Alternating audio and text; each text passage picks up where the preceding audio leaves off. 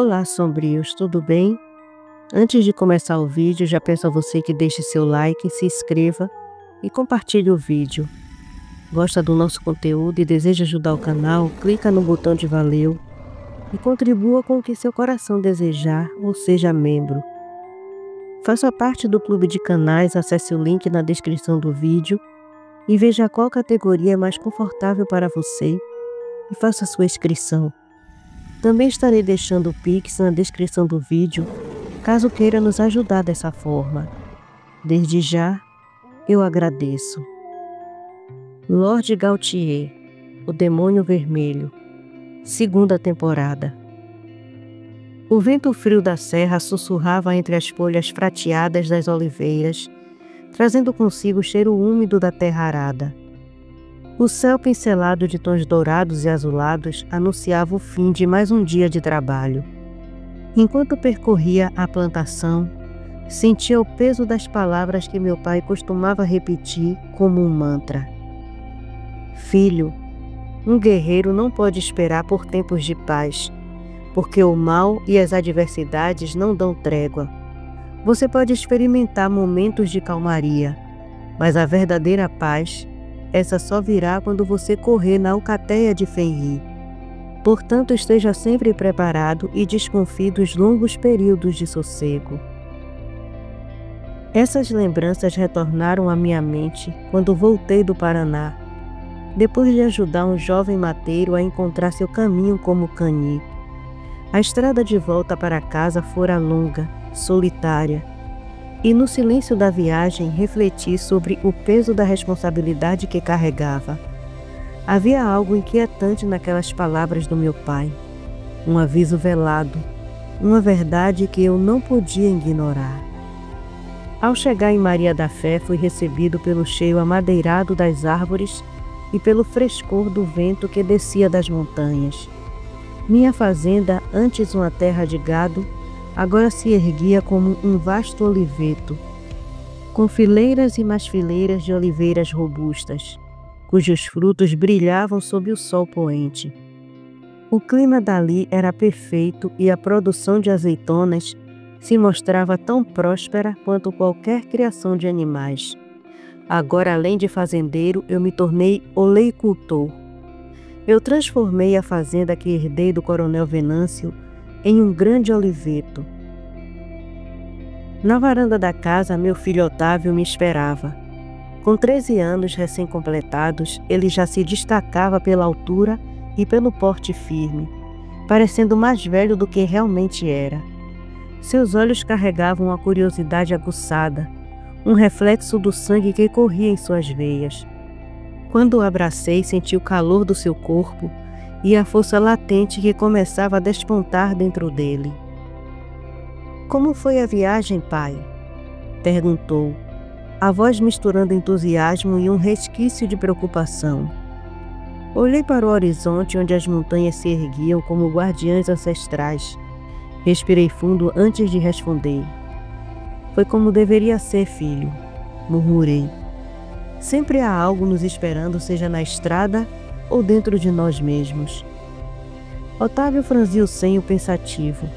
A juventude lhe dava a ilusão de que certas batalhas poderiam ser evitadas.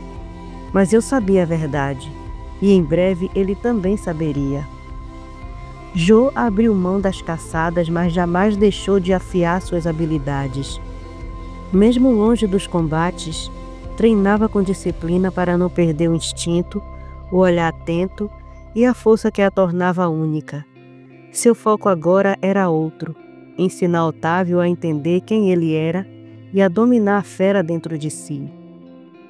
Quando eu não estava viajando a negócios ou caçando, saíamos os três para treinar na mata fechada, que cercava nossa propriedade. A floresta era nosso refúgio e campo de aprendizado onde os sentidos se aguçavam e o corpo respondia ao chamado da natureza. Entre troncos retorcidos e folhas úmidas, ensinávamos Otávio a se mover em silêncio, a sentir o cheiro do vento e a escutar o mundo como um verdadeiro caçador. Sua primeira transformação aconteceu cedo, aos 10 anos. Foi repentina e inesperada. um momento que marcou para sempre nossas vidas. O corpo infantil se curvou em meio a espasmos, e a pele queimou como brasa. Os ossos se esticaram em um frenesi que beirava a dor e a glória. Mas ao contrário de muitos, ele não se desesperou. Havia algo nele, uma força latente e uma grandiosidade que mal começava a despertar. O sangue cani corria em suas veias vindo de Ju, mas foi a minha linhagem que determinou a fúria e a imponência de sua transformação. Jo por si só nunca se transformara, mas isso não a tornava menos cani. A herança de seu pai vivia nela de outra forma, manifestando-se em sua astúcia, velocidade e no instinto implacável de proteção. Ela era uma caçadora nata, precisa, forte e feroz. Quando se tratava de defender nosso filho ou a mim, não havia hesitação, não havia medo. Apenas Jo e sua promessa silenciosa de que ninguém tocaria em sua família sem enfrentar a fúria de uma verdadeira predadora. Nós dois sentimos quando começou. Foi um choque, um chamado primal que reverberou em nossos ossos. O corpo de Otávio tremia, quente como brasa, e seu olhar se perdeu em um vazio que só quem já viveu a primeira transformação poderia entender. Não pensei duas vezes. O tomei nos braços e corri para a mata, veloz, desviando das árvores como um instinto natural. Precisava levá-lo o mais longe possível antes que o processo se completasse. Jo nos alcançou pouco depois, ofegante, e juntos testemunhamos o momento em que nosso filho deixou de ser apenas um menino. O ar ao nosso redor pareceu se dobrar quando a mudança terminou. Diante de nós surgiu um grande lobo de pelagem castanho avermelhada, os olhos negros como a noite, os mesmos de Jo.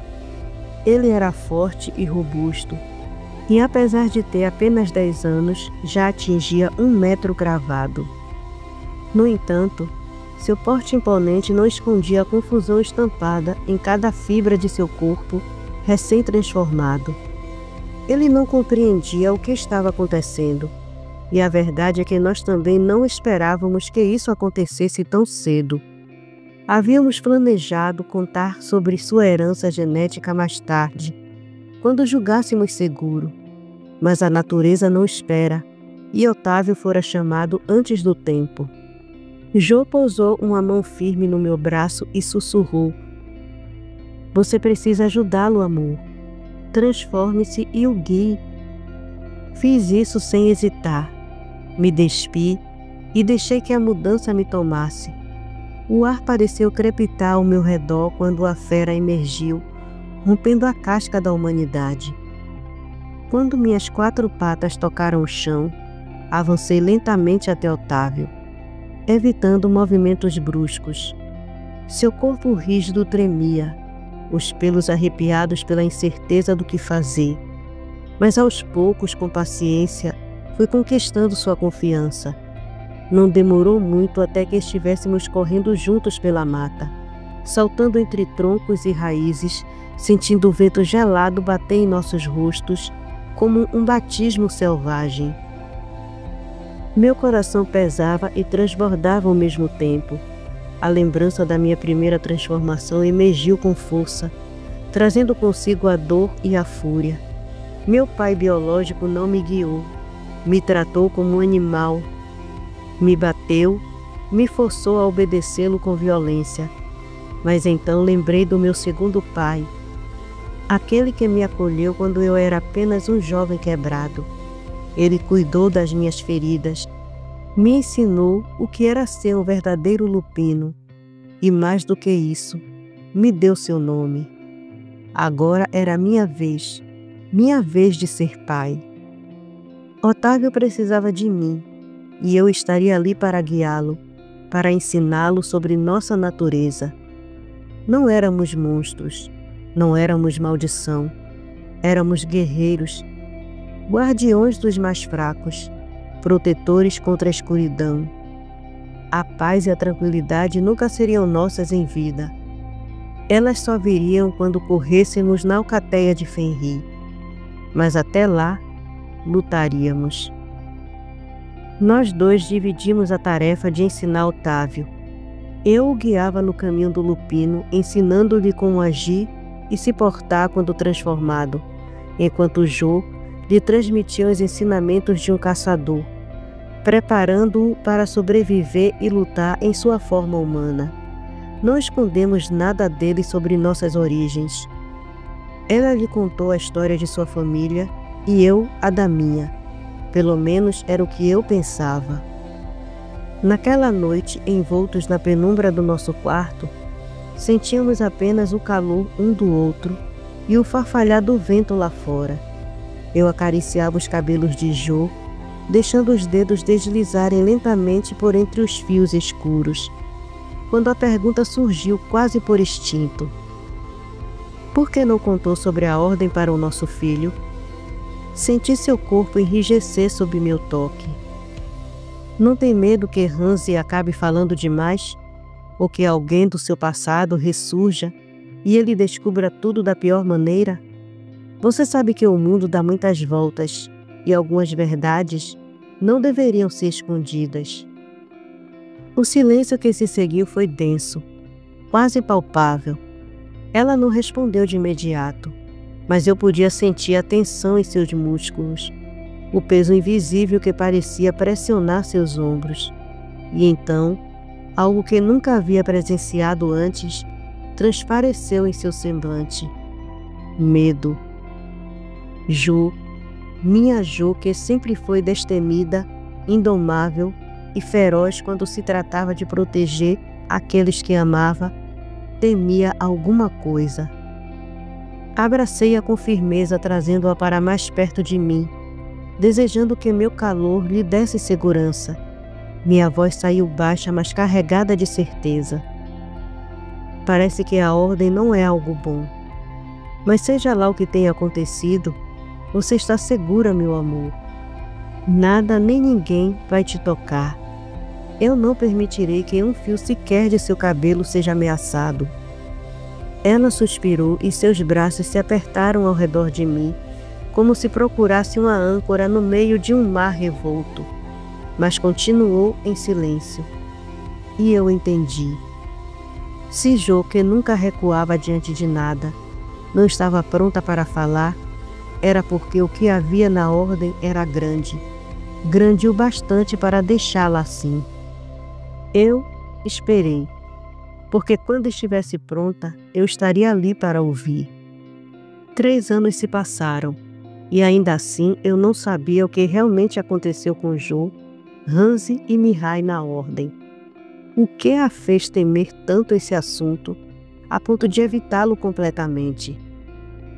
Hansi raramente nos visitava, mas lembro-me perfeitamente da primeira vez que ele veio ver Otávio. A expressão que ele fez ao vê-lo e o olhar que trocou com Jô, aquilo me intrigou. Tentei esperar o momento certo para perguntar, mas os compromissos me chamavam, e quando voltei para a fazenda, Hansi já havia partido. Só o revi no Paraná quando me ajudou com aquela alcateia de canis e com a transformação de Nicolas. Agora, 2 anos depois da minha volta, nosso filho está prestes a completar 15 anos. Tenho observado uma tristeza crescente em Jô, uma sombra que se instalou nela e se recusa a ir embora. Eu já esperei demais. Meus instintos gritam que essa tristeza tem a ver com Otávio. Dessa vez, Jô terá que me dizer de uma vez por todas o que a ordem pode fazer contra nosso filho. Otávio e eu retornamos da lida cobertos de poeira e suor, o cheiro da terra impregnado em nossas peles, e eu o mantive ocupado o dia inteiro, impondo-lhe trabalhos árduos até que o cansaço vencesse sua curiosidade juvenil. Queria que ele dormisse cedo, pois naquela noite eu precisava conversar com Jô. Depois do jantar, assim que Otávio encostou a cabeça no travesseiro, apagou. Esperei Jô ir cobri-lo, observando de longe enquanto ela ajeitava os lençóis sobre ele com um carinho silencioso. Quando voltou para o quarto, não hesitei. Disparei a pergunta a queima-roupa. O que a ordem pode fazer contra nosso filho, que está deixando você tão triste? Ela parou no meio do quarto, o corpo tenso, os olhos presos em mim.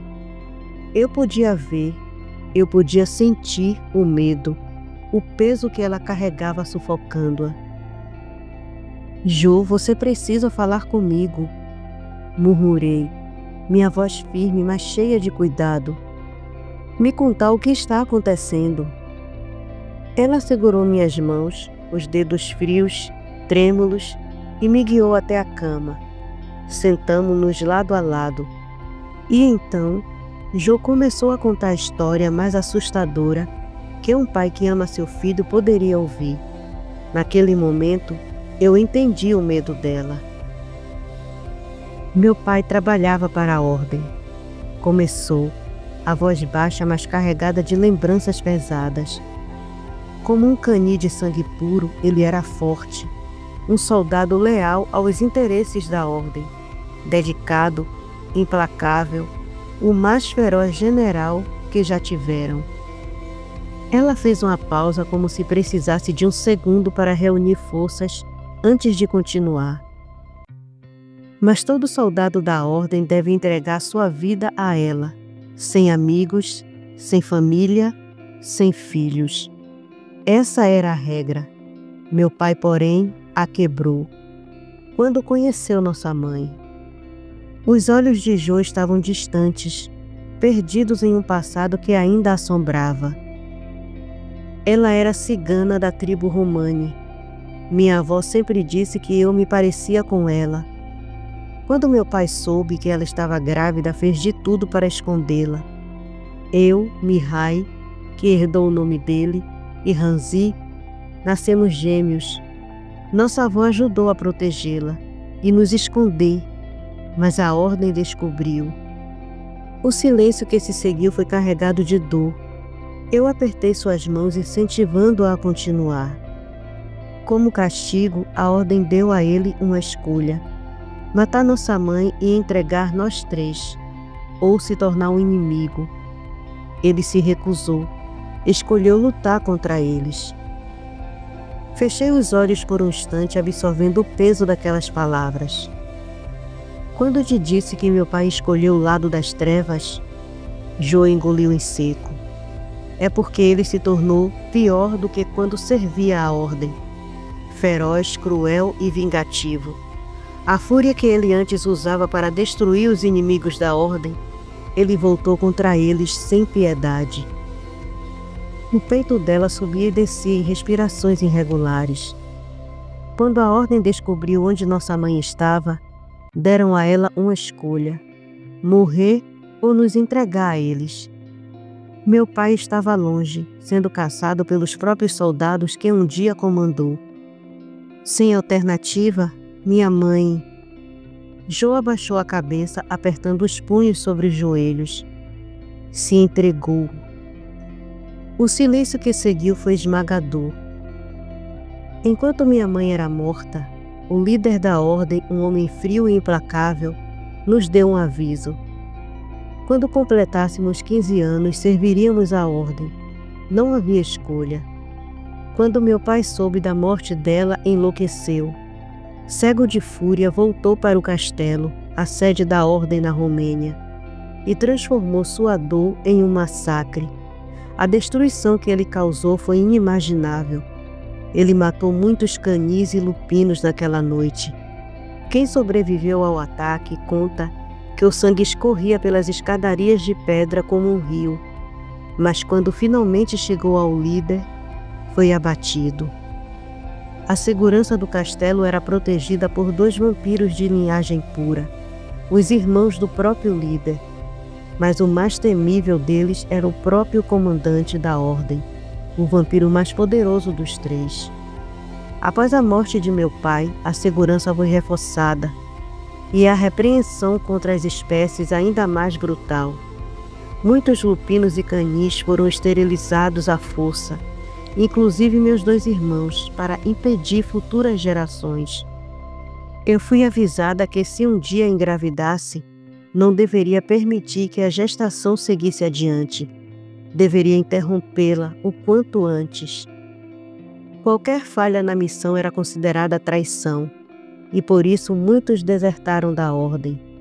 Mas eu e meus irmãos ficamos, não por lealdade, mas porque o líder nos deu um motivo para ficar. Enquanto servíssemos fielmente, nossa avó continuaria viva. Sua sina pelo que seu pai fez é servir a ordem por toda a vida. Essas foram as palavras dele.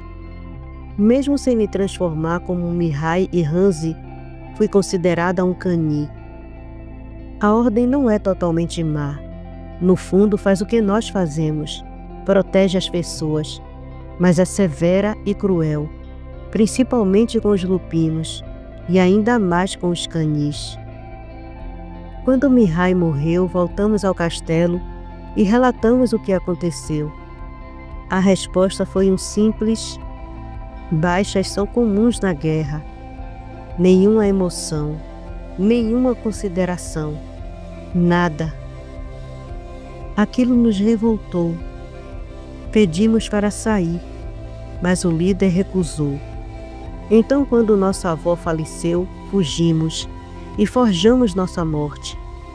Mas ele sabe, ele sempre soube. Ele sabe que estamos vivos, sabe onde eu e Hanzi estamos.